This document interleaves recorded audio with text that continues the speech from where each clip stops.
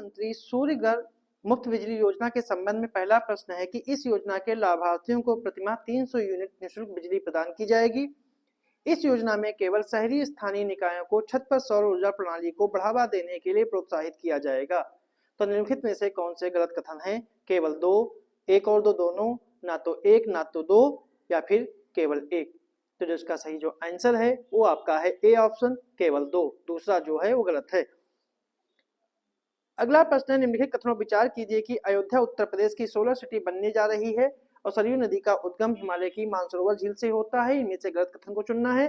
केवल दो, एक और दो, दोनों, ना तो एक ना ही दो, या फिर डी ऑप्शन केवल एक। जो इसका सही जो आंसर है वो आपका है सी ऑप्शन, क्योंकि इसके दोनों कथन जो हैं वो सही हैं।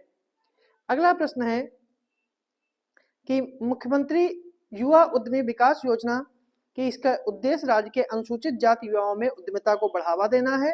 और दूसरा, इस योजना के लिए वित्तीय वर्ष 2024-25 में बजट में 1000 करोड़ रुपए आवंटित किए गए हैं। तो कौन सा कथन जो है सही है? केवल दो, दोनों, ना तो एक ना ही दो, या फिर डी ऑप्शन केवल एक। जो इसका सही जो आंसर है वो आपका है ए ऑप्शन, केवल दो। दूसरा कथन ही सही है, पहला कथन गलत है। अगला प्रश्न है कि भौगोलिक संकेतक जीआई टैग के बारे में निम्नलिखित कथनों पर विचार कीजिए कि उद्योग और आंतरिक व्यापार संवर्धन विभाग, वाणिज्य उद्योग मंत्रालय जीआई के लिए नोडल एजेंसी है और उत्तर प्रदेश ने भारत में सर्वाधिक जीआई टैग वाले उत्पाद वाले राज्यों के रूप में अपना स्थान बरकरार रखा है। तो कौन सा कथन सही है? केवल एक, केवल दो, दोनों, या फिर दोनों नहीं। इसका सही जो आंसर है वो आपका है सी ऑप्शन, इसके दोनों कथन सही हैं। अगला प्रश्न है कि वैश्विक लैंगिक अंतराल सूचकांक 2024 में पहला है कि सूचकांक में भारत 129वें नंबर पर है और यह सूचकांक विश्व बैंक के द्वारा जारी किया जाता है। निम्नलिखित में से कौन सा कथन सही है? केवल एक, केवल दो, दोनों, या फिर दोनों नहीं।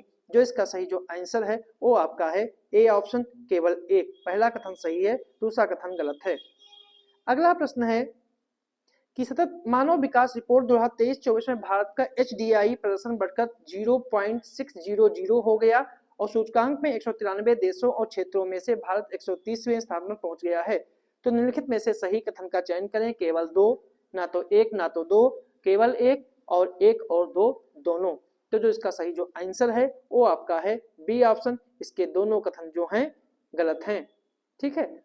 अगला प्रश्न है, निम्नलिखित में से विश्व खुशहाली रिपोर्ट 2024 के अनुसार सबसे खुशहाल देश कौन सा है?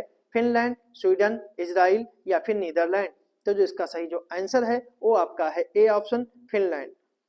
अगला प्रश्न है कि लैंगिक असमानता सूचकांक का प्रकाशन किया जाता है अंतरराष्ट्रीय मुद्रा कोष के द्वारा, संयुक्त राष्ट्र विकास कार्यक्रम के द्वारा, विश्व बैंक के द्वारा, या फिर उपरोक्त में से कोई नहीं। तो इसका सही जो आंसर है वो आपका है बी ऑप्शन, संयुक्त राष्ट्र विकास कार्यक्रम के द्वारा।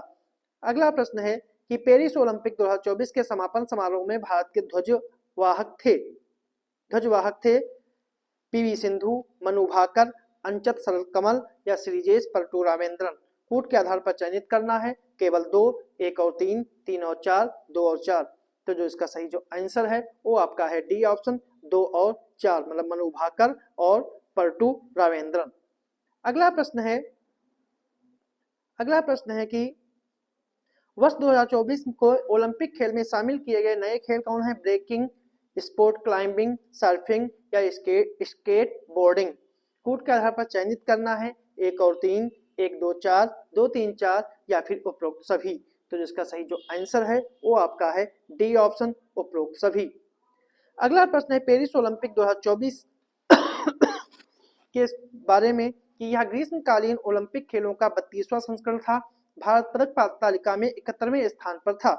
तो कौन सा कथन सही है? केवल एक, केवल दो, दोनों, या फिर दोनों नहीं। जिसका सही जो आंसर है वो आपका है बी ऑप्शन, दूसरा कथन सही है, पहला कथन जो है वो गलत है। अगला प्रश्न है कि पैरा ओलंपिक खेलों में स्वर्ण पदक जीतने वाले पहले भारतीय कौन थे?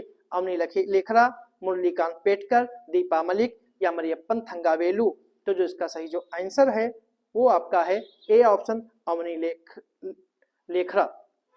अगला प्रश्न है पेरिस ओलंपिक 2024 पदक तालिका में शीर्ष 3 देश कौन से हैं? यूएसए, चीन और फ्रांस। चीन, ग्रेट ब्रिटेन और यूएसए तीसरा यूएसए, चीन और जापान, चौथा चीन, यूएसए और जापान। जिसका सही जो आंसर है वो आपका है बी ऑप्शन, चीन, ग्रेट ब्रिटेन और यूएसए। तो ये थे हमारे आज के कुछ प्रश्न।